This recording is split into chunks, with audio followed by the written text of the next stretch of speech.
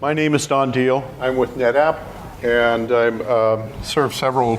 I fill several roles within the SNIA. I'm chair of the SMI governing board. I'm also co-chair of the SSM TWG, which is where Swordfish is being developed. And what I want to go over here there are some open source tools that we've made available for anyone who wants to begin working with Swordfish, or if you've already been working with Swordfish, you might find them useful as well. What I'll be going over are essentially the open source projects that we've actually made available. And I want to dive into a little bit more depth on one of them, the emulator, and then point to where you can get more information about all of these things. First off, the open source projects themselves. Quite a while ago, the Storage Management Initiative decided to fund some work to accelerate the understanding of Swordfish and then hopefully Swordfish adoption. And so we cranked up efforts to implement some of this stuff that related to what the SSM TWG was doing. That's a Scalable Storage Management Technical Work Group with SNIA. And the efforts we got going were an emulator. It's kind of something that's living. In other words, it's not just mock-ups or a mock-up viewer where you're only going through read-only stuff. It also allows you to do get, put, post, patch, and delete. You know, it's alive in a Redfish sense. In addition to that, we also wanted a basic web client to let people, have something besides REST client or the other REST clients you can get as extensions for your browsers to actually play with the emulator. If you take a look at what we were really doing a year ago, what we're really trying to do is give somebody to look at, something to look at for something that looks like a Swordfish implementation and a basic web client to look at it with.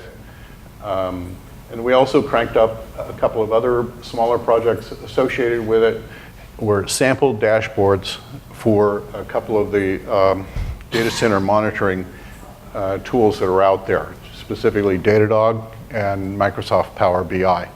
And what those last two are about is giving you an example of here's something you might be able to use right away with Redfish and Swordfish enabled storage equipment.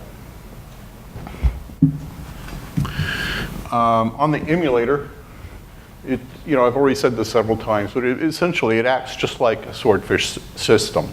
A storage system that's been Swordfish enabled. It's actually Swordfish and Redfish because Swordfish is pretty much an extension of Redfish. We just went through and we added all of the necessary stuff to allow the same protocol to be used to manage your storage in addition to servers and other things that the DMTF is growing Redfish to do. And what that meant for us is that adding Swordfish resources, we had 16 classes of things that needed to be added to what the Swordfish Redfish interface emulator already did. But by the way, the DMTF folks have a lot of good open source tools out there under their stuff, just github.com/DMTF. The Redfish interface emulator is actually work that was originally donated, or contributed rather, to the DMTF by Intel. Intel had their own reasons for needing something like this internally, and that work was turned over in its initial form to the DMTF. So just like the Swordfish specification, what we decided to do is to extend that emulator to include Swordfish. So this is the link you can go to on GitHub. It's easy to find all of the SNIA stuff. It's just like github.com/DMTF will get you all of the DMTF open source projects. It's just github.com/SNIA. And you get a fast top level look at things. Pick the emulator if that's what you're interested in. All of the open source projects here, you're going to see them all tagged with this. We had installation, user, and developer documentation. Installation is about how do you bring it up, of course. User is once you've brought it up, what do you do with it? And developer documentation was, we asked the people who did the original development of these things to, give us more information. If somebody wants to take over the code, extend the code, fix the code, where would you start? So on the API emulator, if you go in and you bring it up, this is the console screen. And let's not dive into this. I'm going to go into more detail on later on in the presentation about the emulator in particular. But this is what you see on the console if you crank it up. If you then point a regular web browser over at the URI, the localhost port 5000 for the service route, this is what you get in the default configuration of the emulator. And the part that we've added, there's storage services and storage systems.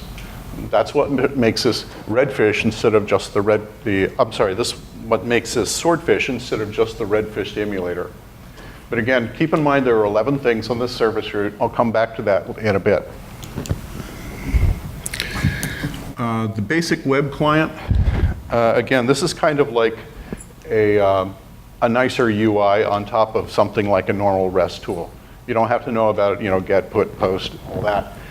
You can just use this thing a little bit more easily. And the things that it does that are maybe most interesting is it connects to multiple Redfish or Swordfish services at the same time. You can only look at one at a time, but you can actually connect to a number of them. And it presents everything that any of those services does in a web frame. And what's that mean? What that means is you crank up the basic web client and then you access it using a web browser. I've got a couple of things here to show what that looks like. If you log into the basic web client with a browser, what you initially get is just this first panel, and it says no services are available. You can then click on the ad, and you get this screen. And when I ran this, I had an emulator running on the machine that I had this running on. So it's just localhost 5000, and you can give it any name you want, and a username and a password, not rigorously checked right now, just there for when we expand it to do that kind of checking. And you click add. And what that gets you to is just the first panel here. I've tried to minimize the number of slides. And all it says at first is the name I gave the emulator when I accessed it. When you click on that, you get the service route. It's the same service route I showed you before, except that this time it's not just a bunch of text on a browser. It's an actual user interface. And you can access different pieces of this. The one I would use as an example here is storage service. And at this level, in the default configuration of the Swordfish emulator, it comes pre-populated with certain things. I'm using terms like populated. I'll get back to that a little bit later. But it comes populated with a default set of things. And that's just this service 1 and service 2. In this particular case, I added something here. And it turns out if you click add to a storage service on the UI and you're attached to the emulator, it will create a new one for you. You get to name it, and then it's got default contents. After that, when you access that new object, you can go through and change the properties by clicking on this pencil icon.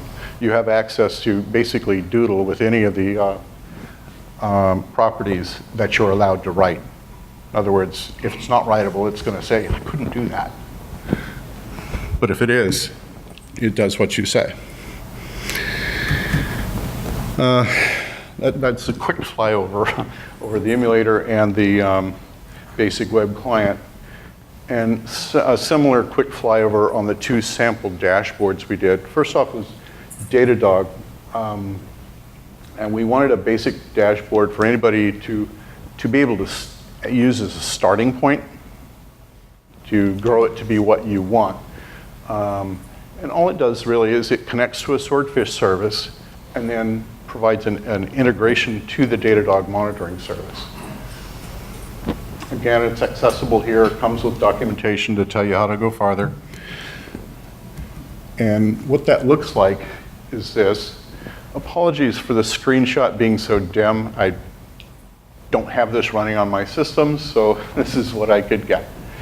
And this turns out to be stolen from the documentation. So, and in this case, all we're really watching with this sample thing is capacity data for the available storage devices and thresholds. It's kind of a boring picture because the data that it was monitoring wasn't changing. So you got a bunch of flat lines. Okay.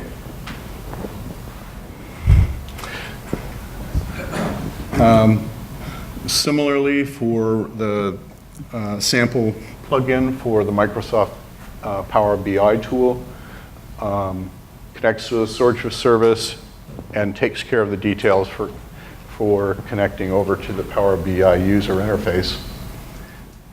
And it's showing the same kinds of information, but it's a little different. Whereas Datadog was interested in showing you a series of stuff that's gone on, Power BI is much more about this is what's happening right now, which is usually what a guy in IT operation cares about the most. In this particular thing, this is the main dashboard for just this example. If you were to click on Storage Services 1 and the Power BI tool, it has a notion of child dashboards, and it gives you a little bit more information about what's going on down there. All right. Moving on to a little bit more detail about the Swordfish API Emulator. I'll go over basically what it is you do to bring it up and some notes about, what you do when you're working with it or what you're going to run into and how it works, quick fly over there, and then how you extend it. Okay. It's Python 3.5 and above will actually work. I'm working with 3.6 right now, so I put here what I know works. Virtual env is recommended, but it's not required. I run more than one project on my system. I don't want to get screwed up by the different dependencies, so I keep everything separate. Python packages used for the Redfish and the Swordfish emulator are listed here. You can take exactly these statements and just put pip install in front of each of these 3 lines, and you're done. It installs everything. I make sure that it runs with just the default version level. If you really want a pip freeze thing that tells you exactly which version of each one, I'll send it to you. But so far, it's working with the latest level of these. The only one I've ever had trouble with was String Generator. At one point, I had to lock the version down to something because the fellow introduced a change that did some stuff to it he didn't know about. And after a couple of interactions with him, he got that straightened up. Yes? I just say highly recommended for the virtual pen. Sorry, I can't hear you. No worries. I'm just saying it's highly recommended for the virtual env, the virtual pen. Yes. Simply because I'm not a OS warrior, but if you run Linux right now, 14, 01, 1601 Ubuntu, and even the other flavors, between Python 2.7 and 3.5 and 3.6, you may be in that transition mix. And the Python environments, if you try to install the packages for 3.6, you're still working with 2.7 if you were to remove which, for example. Yeah. So the virtual environment is a little bit strongly recommended, is what I would say. Yeah. Just to, not save yourself a whole lot of headaches around the libraries and Python app. Nothing to do with the actual emulator. Okay. Yeah, this is Sachin back here. He and John are going to actually be working tomorrow in the Swordfish workshop to demonstrate the emulator and the basic web client. So, Anyway, when you do the pip install for these packages, and you do a pip freeze afterwards, you actually have 17 things there because a couple of the packages drag some other stuff in. The installation process is pretty straightforward. And you have to create a folder, depending on the system you're working on, a directory, for the emulator. The reason you have to do something separate from just running out of a copy of what you get off GitHub is because you have to combine two things. First, you have to basically do a Redfish interface emulator installation, and then you're going to drop the Swordfish API emulator files on top of it. You're literally extending the Redfish interface emulator with the Swordfish stuff. This is one of those times where literal isn't a fad word. It's literally true. It's what you're doing. So you make sure the necessary Python packages are there. And on the console, you just tell it to get going already. And when you do that, this is the first screen you see. If you just did a install with no other games, this is what I call the default configuration. This is what you see right now. And anybody who's worked with virtual ENV can see that I've activated the environment and I'm running out of that virtual ENV. In the default configuration of the Redfish emulator, there are 7 systems. There are also several chassis and some other things in the service route that Rochelle was talking about earlier.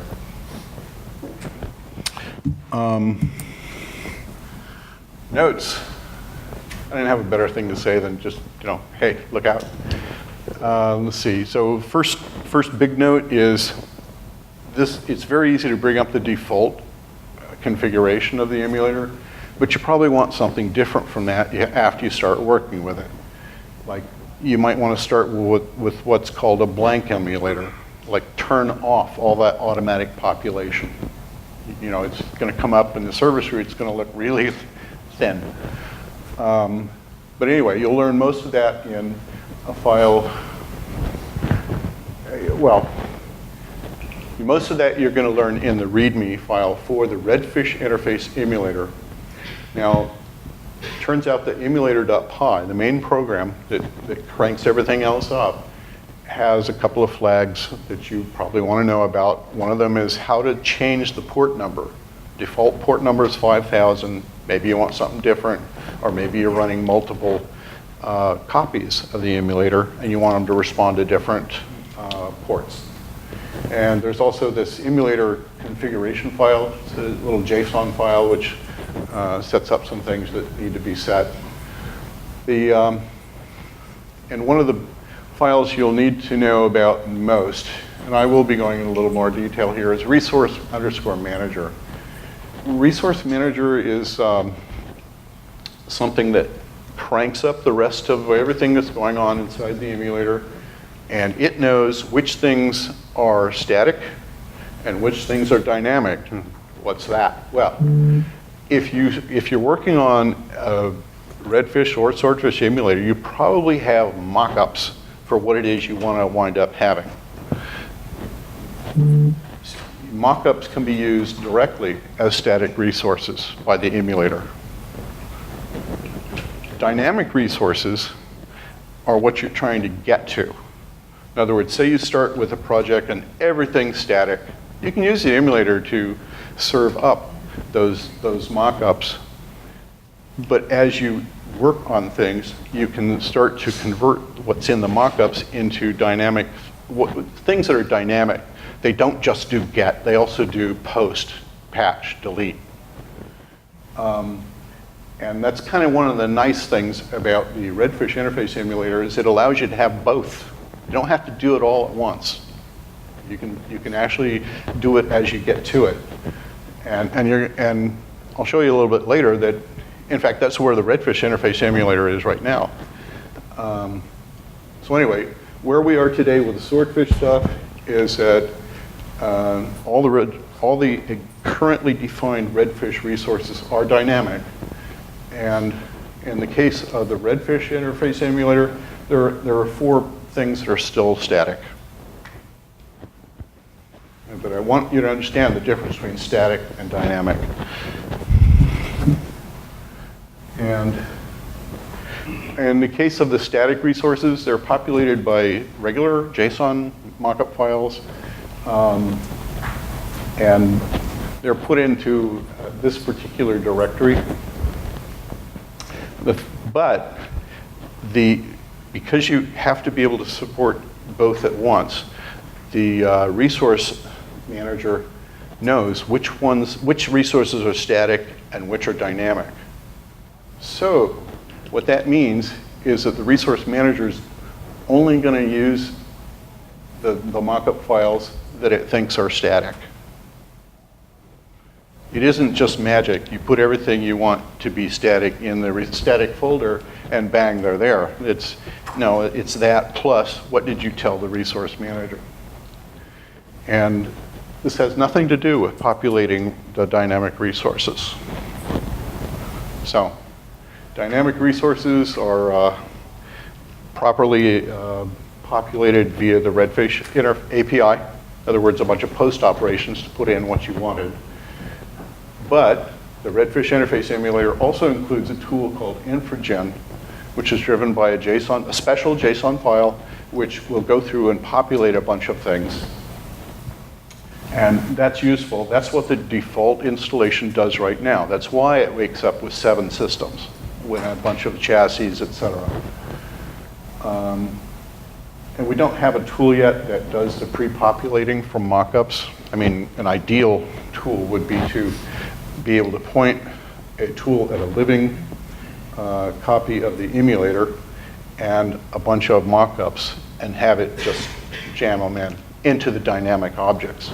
That's not there yet, but that's obviously in somebody's mind. Another thing you need to know about the emulator, it's got an emulator, what I call an emulator-only function. If you do something with the emulator that you'd never do with a real emulator, you never do a post to a singleton. A singleton, by the way, is one of the elements in a collection, a Redfish collection. But when an API file for a dynamic, when it's defined, a post with an empty body can create a new default singleton instance. An example here that you could actually run with the emulator tomorrow at the workshop is you do a post to the chassis collection and give it a new name, new thing, and that will cause a default object to be created.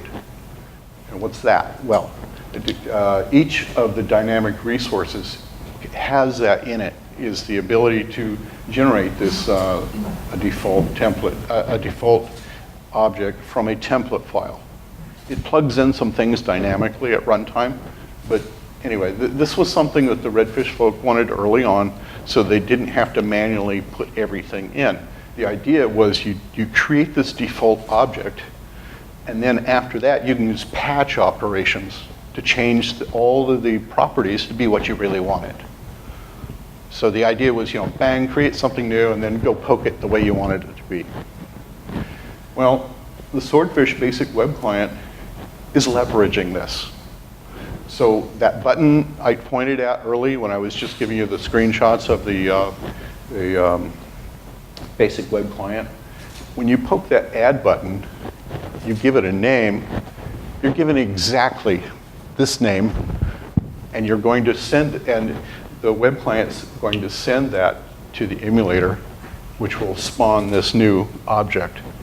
And then you can use that pencil object, remember, that I pointed out, to go through and change the properties in that new object to be what you wanted. So you can do some stuff from the basic web client. It does a little bit more than just show you what's there.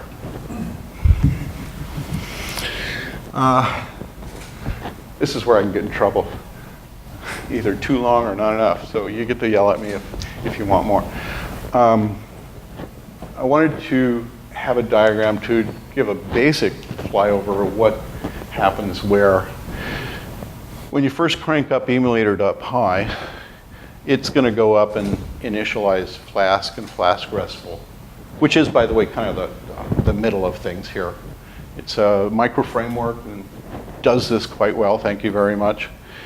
Once it's established that, the emulator.py, it also handles a few things on its own, but mostly it hands things off to Resource Manager.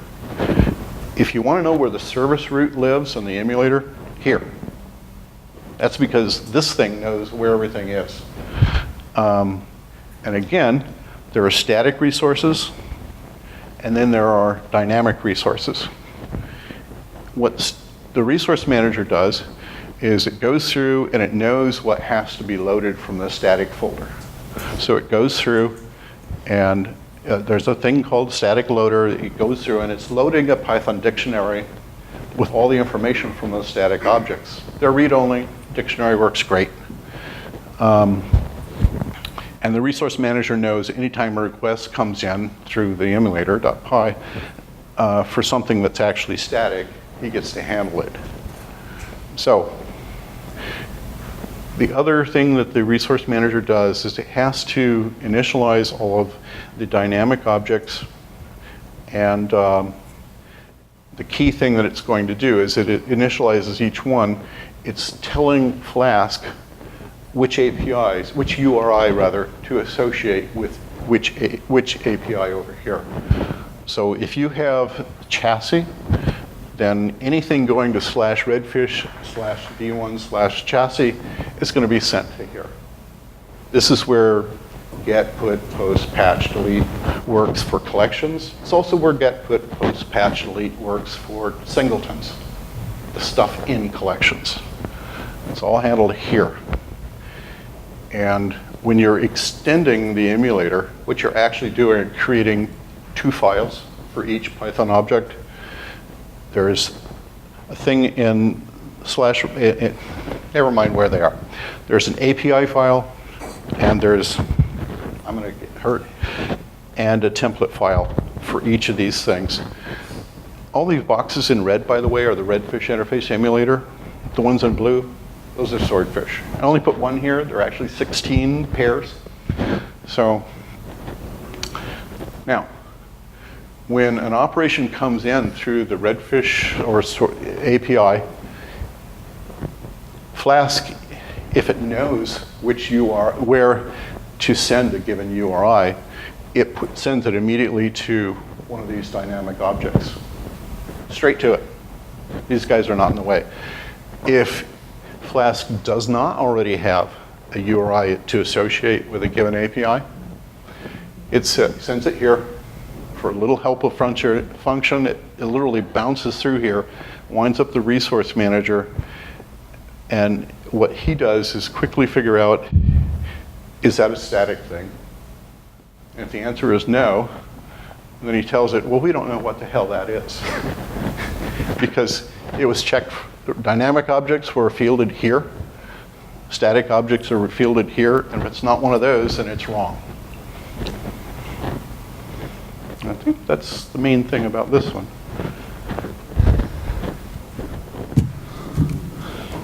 Okay. Dynamic resources. You might want to add your own. Why would I want to do that? Well, if you have an OEM breakout in any of your objects, you're going to have to create something new. Or if you're the technical work group trying something out, we can use the emulator too. We create something different and go look at it. And there are template files to help. They're out here in a directory called Redfish. And if you're going to create dynamic files, start with these. There's a API and a resource file for regular dynamic resources. There's also another one, it's almost the same thing, but we put it in for clarity. It's for sub-resources. In this context, sub-resources are things that are used by the main resource, but they're not used by anybody else. Okay, and this is where OEM breakouts would often come into play. You know, you've got your own functionality and your own magic sauce, and you need to model it. okay? And I've said this umpteen times, but the API files actually handle these commands for collections and singletons separately. So these sample files, if you want to count, there are 10 places you can fill in what they do.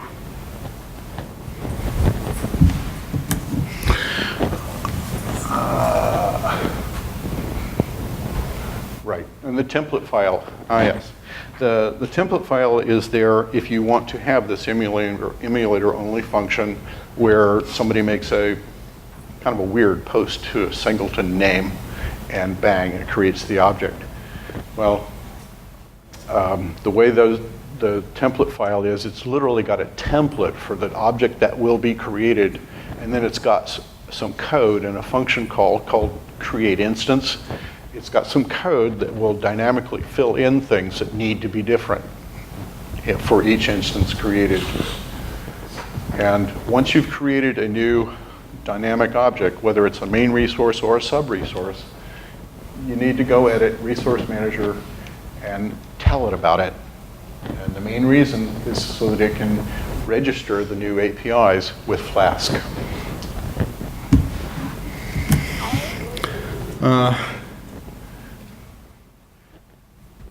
Things that could be done, need to be done. Well, the remaining static resources should be dynamic. I've been making contributions to the Redfish interface emulator as well as the Swordfish API emulator to try to get it all to where it is now. And there's some other people helping. There are a couple of Redfish defined URIs that are not supported yet. If you look at, just use the latest version of the Redfish spec, 1.6. In section 6.3, it defines 4 kinds of URIs. There's the one everybody knows about. That's /redfish/v1. You know, you get to all the main collections that way. There's something called version. That's do a get on /redfish, no v1. It'll tell you which version it supports. Right now, everything would say v1.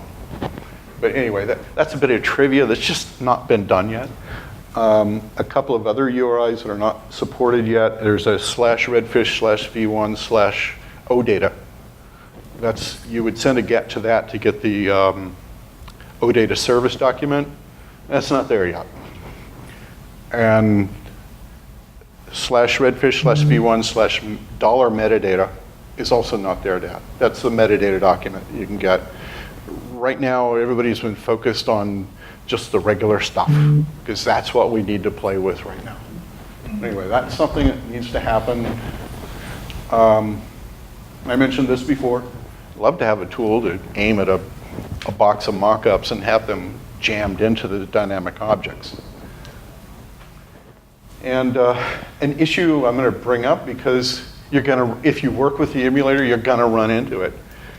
URIs might end with a slash or not. It matters. Why does it matter? Well, that's 2 places for Flask. The one with a slash, the one without a slash. And if you go with the way the Redfish document is right now, that section that defines the kind of the core, the base URIs, the root /redfish/v1 is actually defined with a trailing slash. Everything else is just kind of there. It's not clear. So, if you want to do a get on chassis, you'd go to /redfish/v1/chassis, no trailing slash. That's the way the emulator is right now. So if you put a slash at the end, because you're used to using your browser like you do with websites, it'll complain. And a lot of people talk to me about how come.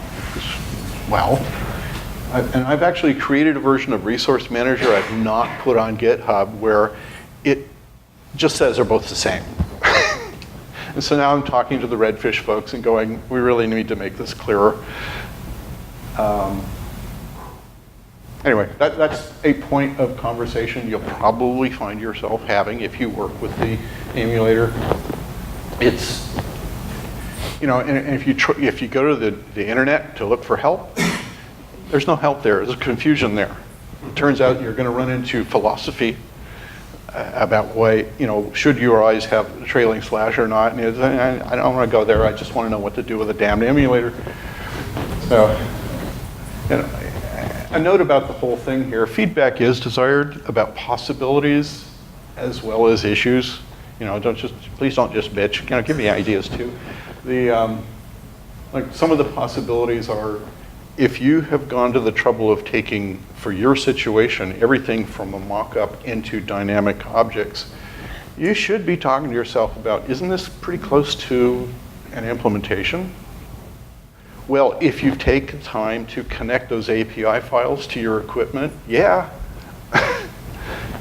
There's more to do than just that, but that's awfully close to what most people would pass as an implementation. So that's a possibility. Another one, if you're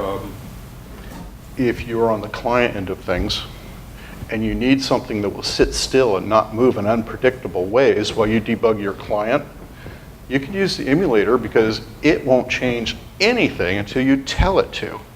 So a setup could be, because I'm talking about the open source tools today, you could have the basic web client, the emulator, and your client that you're trying to get to understand things.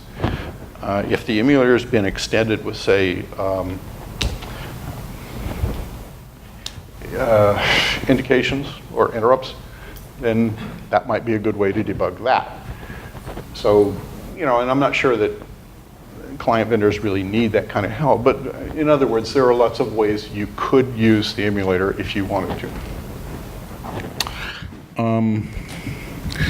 See, again, I've got the usual slide. I don't think I need to dig into this because you've heard it from 2 other people today in 3 talks.